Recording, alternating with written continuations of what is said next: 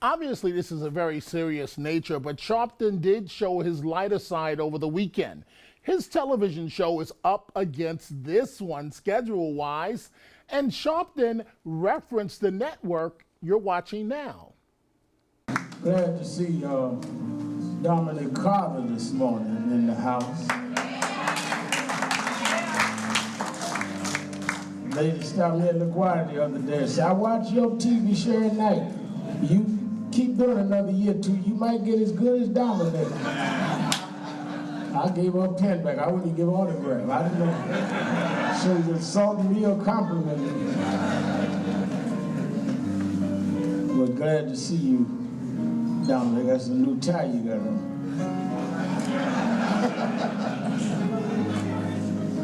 And in the end must be paying you pretty good. I haven't seen that tie. Starch in your shirt. You doing all right? Obviously, that was a lighter moment from Sharpton. This is not the same tie, but I do believe they're paying you very well here at RNN and Files. Let's shift We're gonna leave that topics alone. off that. Okay, let's leave that alone. It's nice to know that Al's got a monitor on us while he's on the air. Yes, on that yes. other network that shall remain Yes. nameless. Dominic, thanks very much. I want to ask the question that I asked Dominic on Friday, which is, for Bill Bratton and Bill de Blasio, do they need a conviction of Officer Pantaleo in order to quell any potential unrest or dissatisfaction in the city, especially in minority communities? Or do they just need a sense that justice has been served? Michael, let's start with you. I think you've zeroed in on a very important point, which is not the underlying awful act, which is a tragedy. It's a tragedy for the family, it's a tragedy for the city, it's a tragedy for communities of color. I don't know that that really could be reasonably disputed.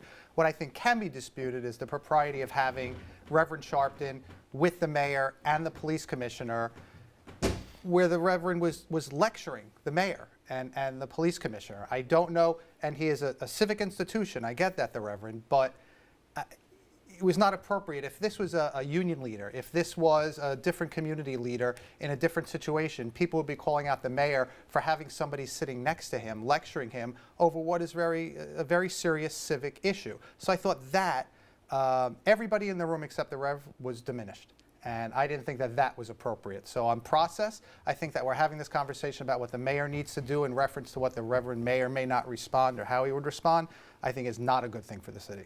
I agree. I think elevating him to that status, it was a huge mistake for the mayor and the police commissioner. But he's walking a very fine line here because he spent the entire campaign bashing the NYPD, and now he's in office and he has to actually govern, and he's responsible for this police department. And it's a very fine line you have to walk. The NYPD and their union are very upset about what has happened and how they've continued to be treated and the rhetoric that goes on out of the mayor's office.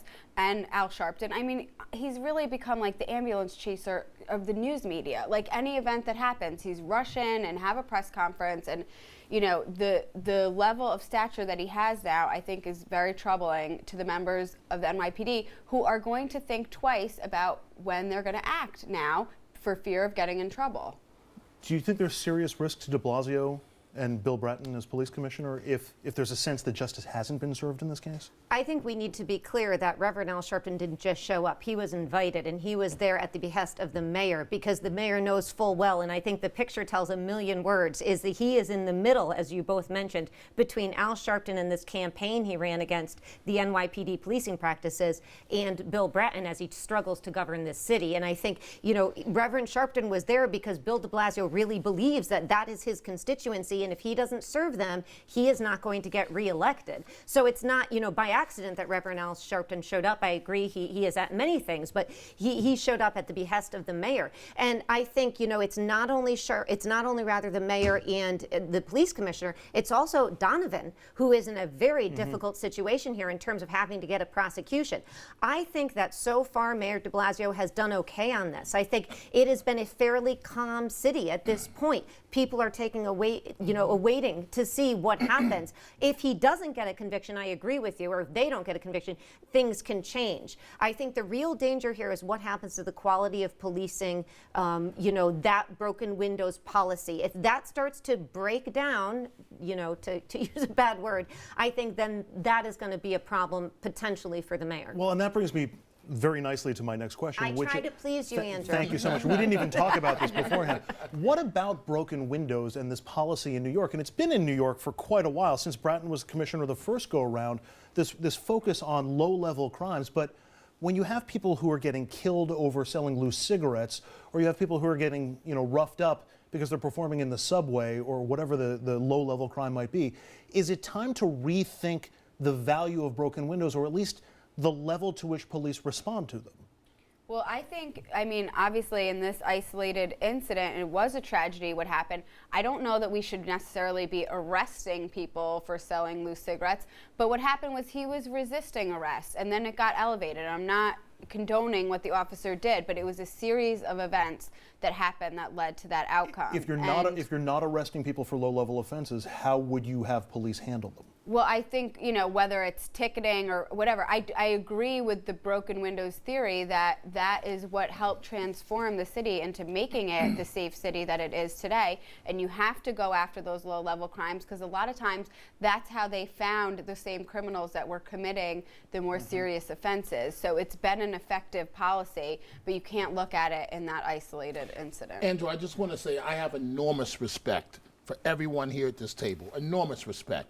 But obviously, I terribly disagree with a lot has been stated, because the fact of the matter is, if we're walking down the street, you are going to be treated completely different by NYPD than I will be treated. You're not going to be thrown up on the wall, not shown a badge, and told spread them, and may end up, I know this sounds highly inflammatory, but may end up shot in the back. That's something that I have to teach my children, my son about. And so, but again, my overall point, we respectfully disagree, but I have enormous respect for the points of views that are being expressed at the table. But I'm not convinced that it's a coincidence that broken windows has the same racial disparity in the arrest numbers that we saw with stop and frisk, and that it feels like we've seen with a lot of policies. But can I ask you a question? Yes, you can. Do you think there's any black person in America that's surprised at this disparity in numbers, or do you think we already know that? I don't know that the disparity in numbers in itself is a reason not to do something. And really that's the issue that's gripping so much of New York City and New York State politics and government right now, are the end results, or the end numbers, or the end disparities reason enough to do away with a policy that has created a situation where we're able to have this conversation in a reasonable way, because the city doesn't feel as if it's out of control and spiraling down the drain, which it did for many, many years. I heard you in terms of, it was a public relations nightmare to put an open mic in front of Reverend Sharpton in the Blue Room. But here's my point. No Al Sharpton, Bill de Blasio would not be mayor today. It would probably be Bill Thompson, who was much more of a moderate, or Christine Quinn. Without Sharpton and his son's afro, he wouldn't be mayor. To play to that sentiment, and to play that up, and make it a racial issue all the time. Especially, we've talked about stop and frisk ad nauseum at this table, and there's different conclusions that you could draw from it, but at the same time, it's saving lives and it's getting illegal guns off the streets. And a city of 8 million people, you cannot realistically police in a passive way, and the end result of all of this is going to be cops not wanting to get out of their car and do their job if they keep being attacked. I got to jump to a break at this point. We're going to take a quick commercial here on RFL. Up next, Governor Cuomo's Moreland morass. Will it hurt his lofty poll numbers, and is it enough to boost his GOP challenger this fall? That's next.